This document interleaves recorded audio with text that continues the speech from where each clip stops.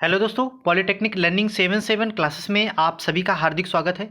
दोस्तों, आज की इस वीडियो में मैं आपको बताने जा रहा हूं कि सिविल इंजीनियरिंग और मैकेनिकल इंजीनियरिंग इन दोनों कोर्सों में, यानी कि अगर आप पॉलिटेक्निक के थ्रू डिप्लोमा कर रहे हैं सिविल इंजीनियरिंग में और या फिर मैकेनिकल इंजीनियरिंग में, तो दोस्तों आपने सबने सुना होगा कि मैंने सिविल इंजीनियरिंग ले ली लेकिन मुझे मैकेनिकल इंजीनियरिंग लेनी थी, या फिर मैंने मैकेनिकल इंजीनियरिंग मुझे मिल गई या फिर ले ली गलती से किसी के सजेशन पर और मुझे सिविल इंजीनियरिंग से करना था। तो दोस्तों यहाँ पर दोनों के कंपैरिजन की बात करेंगे कि कौन सा कोर्स करना सही है अगर आप कर रहे हैं। तो इसमें से अगर आप फ्यूचर में करने जाएंगे तो फीस सबसे ज़्यादा किस में कम रहती है, सैलरी और जॉब का स्कोप किस में ज़्यादा रहता है, और भविष्य में किसकी सबसे ज़्यादा मांग होगी। तो आप दोस्तों आगे इस वीडियो को प्लीज़ आप पूरा और अच्छी तरीके से देखें ताकि आपके मन में कोई भी डाउट नहीं रहेगा इस वीडियो को देखने के बाद। दोस्तों यह मैं आपको गारंटी देता हूँ। और आपके मन में अगर फिर भी कोई डाउट आता है तो आप कमेंट सेक्शन में बता देना। इसके अलावा मैकेनिकल और इलेक्ट्रिकल में क्या डिफरेंस होता है, सिविल और इलेक्ट्रिकल के बीच इन दोनों कोर्स में क्या क्या डिफरेंस होता है। सो कंप्लीट ये वीडियोज़ हमारे चैनल पर पड़े हुए हैं, अपलोडेड हैं, एक बार जाके आप जरूर चेकआउट कर लें। दोस्तों बात करते हैं सिविल इंजीनियरिंग और मैकेनिकल इंजीनियरिंग में क्या क्या डिफरेंस होता है। तो दोस्तों ये कंप्लीट इस वीडियो में बताने वाला हूँ कि डिप्लोमा इन सिविल इंजीनियरिंग और डिप्लोमा इन मैकेनिकल इंजीनियरिंग दोनों में क्या डिफरेंस होता है। तो सबसे पहले बात करते हैं दोस्तों टाइम ड्यूरेशन की, यानी कि कितना क्या टाइम लगता है दोस्तों।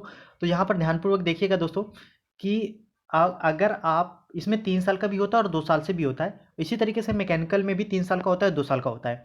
लेकिन इस एक चीज़ याद रखना है दोस्तों कि अगर आप ग्रुप ए के थ्रू, इसमें जो एंट्रेंस एग्जाम जैसे ग्रुप ए के थ्रू जाते हैं तो दोस्तों ये 3 साल का होता है सिविल इंजीनियरिंग में डिप्लोमा। अगर आप लेटरल एंट्री के थ्रू यानी कि ग्रुप K1 से फॉर्म भरते हैं तो दोस्तों आपका ये लेटरल एंट्री, जिसे हम लोग लेटरल एंट्री के थ्रू बोलते हैं, ये फिर 2 साल का हो जाता है। इसी तरीके से अगर आप K4 ग्रुप से भरेंगे तो दोस्तों आप मैकेनिकल इंजीनियरिंग K4 ग्रुप से भरेंगे तो लेटर एंट्री के थ्रू फॉर्म वो 2 साल का हो जाएगा। वैसे अगर ग्रुप ए से फॉर्म भरते हैं तो फिर 3 साल का ही आपका डिप्लोमा हो पाएगा। दोनों ही इसमें केस में, चाहे आप सिविल से करें चाहे मैकेनिकल से करें। अब बात करते हैं क्वालिफिकेशन की, यानी कि योग्यता क्या क्या होनी चाहिए।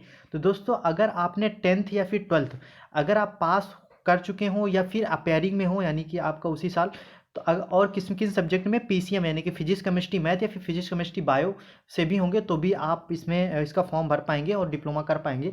अगर आप 10th या फिर 10th प्लस ITI हैं तो दोस्तों लेटरल एंट्री के थ्रू भी आप डायरेक्ट एडमिशन ले सकते हैं।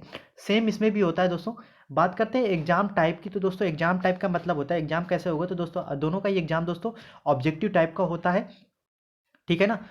इसके बाद बात करते हैं कॉलेज की। तो दोस्तों दोनों में ही दोस्तों कॉलेज आपके कैसे रहते हैं, प्राइवेट, एडेड और गवर्नमेंट। यानी कि बात करते हैं मैकेनिकल इंजीनियरिंग के और सिविल, तो दोनों में ही कॉलेज दोस्तों गवर्नमेंट कॉलेज भी होते हैं, प्राइवेट कॉलेज भी होते हैं और एडेड कॉलेज भी होते हैं। सेम इसी तरीके इसमें भी होता है। और बात करते हैं फीस की कि दोनों में मैकेनिकल इंजीनियरिंग और सिविल इंजीनियरिंग में आपका फीस वगैरह क्या रहती है। तो आपसे बात करते हैं आपकी फ़ीस की। तो सिंपल से याद रखना दोस्तों, अगर आप गवर्नमेंट कॉलेज से करते हैं सिविल इंजीनियरिंग या फिर मैकेनिकल इंजीनियरिंग से डिप्लोमा, तो दोस्तों दोनों में ही फीस आपकी 10,000 रुपये लगती है। ये कॉलेज की फ़ीस होती है। बीमा शुल्क वगैरह थोड़े एक्स्ट्रा जो रहते हैं वो प्रैक्टिकल फ़ीस वो अलग रहती है, वो बहुत ज़्यादा नहीं होती है गवर्नमेंट कॉलेजों में। इसी तरीके से बात करते हैं प्राइवेट कॉलेजों में। तो प्राइवेट कॉलेजों में भी अगर आप चाहे मैकेनिकल से करें चाहे सिविल से करें, दोनों में फ़ीस 30,000 रुपये रहती है। इसी तरीके से अगर आप एडेड कॉलेज से कर रहे हैं डिप्लोमा, चाहे मैकेनिकल में चाहे सिविल में, दोनों में ही 19,000 रुपये फ़ीस रहती है। ये करंट मैं बता रहा हूँ दोस्तों, ये करंट की फ़ीस है, ठीक है ना, बहुत ज़्यादा। हाँ, लेकिन प्राइवेट कॉलेजों में थोड़ा-सा कहीं न कहीं वो थोड़ा-सा ठगने लगते हैं, तो थोड़ा बहुत फ़ीस में वेरिएशन हो सकता है। लेकिन जो ऑफ़िशियली है वो दोस्तों फ़ीस इतनी है, 30,000 रुपये ही, ठीक है। बात करते हैं जॉब अपॉर्च्युनिटी की, कहाँ-कहाँ पर आपको जॉब मिल सकती है। दोस्तों याद रखना, जॉब की बात करते हैं तो देखिए दोस्तों, सिविल इंजीनियरिंग में भी आप गवर्नमेंट और प्राइवेट सेक्टर दोनों में ही आप जॉब अपॉर्च्युनिटी आपको रहती है, दोनों में भी आप जॉब पा सकते हैं। सेम इसी तरीके से आपका मैकेनिकल इंजीनियरिंग में भी दोस्तों आप गवर्नमेंट और प्राइवेट सेक्टर दोनों में ही जॉब पा सकते हैं। लेकिन यहाँ पर एक चीज़ ध्यान रखना दोस्तों, यहाँ पर जो मैं अभी पॉइंट बता रहा हूँ इस बात को ध्यान से सुनिएगा कि दोस्तों अगर आप सिविल इंजीनियरिंग से डिप्लोमा करते हैं तो जो सबसे ज़्यादा चांसेस रहते हैं स्टार्टिंग में, तो दोस्तों आप गवर्नमेंट सेक्टर में आपका करियर बनाने का सबसे अच्छा चांस रहता है। क्योंकि सिविल इंजीनियरिंग में जो भी सबसे ज़्यादा वैकेंसी आती है वो सिविल की बहुत ज़्यादा वैकेंसीज आती हैं। प्राइवेट सेक्टर में आप अपना करियर बना सकते हैं, लेकिन उसमें से कम आपको 3 से 4 सालों का आपको एक्सपीरियंस लेना पड़ेगा, तभी आप प्राइवेट सेक्टर में अच्छा खासा आप अपना करियर बना सकते हैं। लेकिन बात करते हैं वहीं पर मैकेनिकल इंजीनियरिंग में, तो दोस्तों गवर्नमेंट सेक्टर में भी इसमें जॉब रहती हैं, जैसे SSC, JEE, PWD, PSU वगैरह में। लेकिन प्राइवेट सेक्टर में अगर बात करते हैं कि अगर आप बीटेक कर लेते हैं मैकेनिकल इंजीनियरिंग, जैसे आप आपने डिप्लोमा किया मैकेनिकल इंजीनियरिंग से और उसके बाद फिर आपने बीटेक कर लिया, बीटेक करने के बाद फिर अगर आप अपना ट्राई करते हैं या फिर आपने 1-2 साल का एक्सपीरियंस ले लिया फिर बीटेक कर लिया, इस तरीके से फिर आप अगर आप अपना करियर बनाना चाहेंगे तो फिर आपको गवर्नमेंट के बारे में नहीं सोचना पड़ेगा।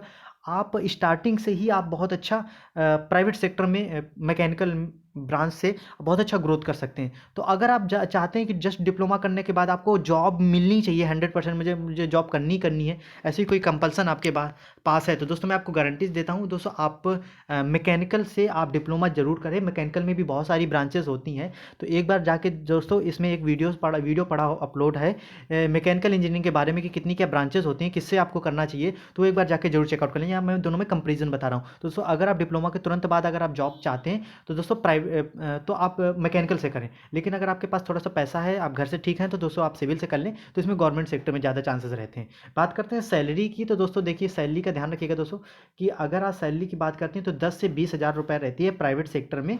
एज अ फ्रेशर की बात कर रहा हूँ, लेकिन जैसे जैसे आपके पास एक्सपीरियंस होता जाएगा तो फीस यहीं पर सैलरी बढ़ती जाती है। लेकिन वहीं पर गवर्नमेंट जॉब की बात करें तो 40-45 हज़ार प्लस आपकी जो स्टार्टिंग में ही सैलरी रहती है।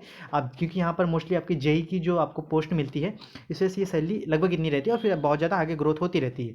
लेकिन बात करते हैं इसी तरीके से सेम इसमें भी रहता है कि मैकेनिकल में भी दोस्तों स्टार्टिंग में 10 से 20 हज़ार की आपको जॉब मिलती है, बहुत ज़्यादा नहीं मिलती है।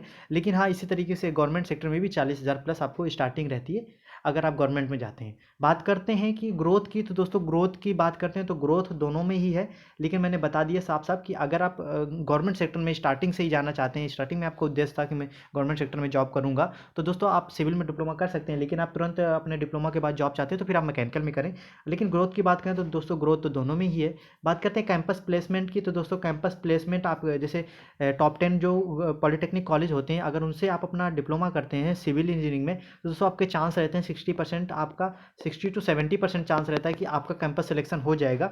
यहाँ मैं टॉप 10 कॉलेजों की बात कर रहा हूँ कि ठीक है ना, टॉप 10 गवर्नमेंट पॉलिटेक्निक कॉलेज से तो आपका कहीं ना कहीं कैंपस प्लेसमेंट हो जाएगा। लेकिन आप इधर उधर वाले ऐसे कॉलेज से करते हैं तो आपका चांसेस बहुत कम रहते हैं, लगभग 30% लगभग चांसेस रहते हैं, 30 से 40%। लेकिन वहीं अगर आप मैकेनिकल से डिप्लोमा करते हैं तो दोस्तों कैंपस प्लेसमेंट के लिए आपको तरसना नहीं पड़ेगा।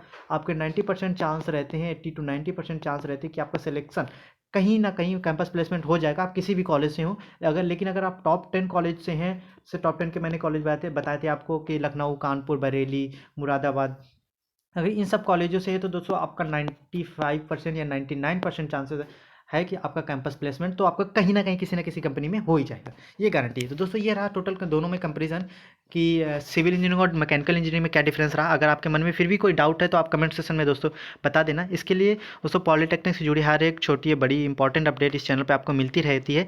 तो दोस्तों प्लीज़ चैनल को सब्सक्राइब जरूर कर लें, वीडियो को ज़्यादा से ज़्यादा लाइक एंड शेयर करें। जिनके मन में ये डाउट है कि सिविल से और मैकेनिकल में क्या डिफरेंस होता है, मुझे किससे करना चाहिए।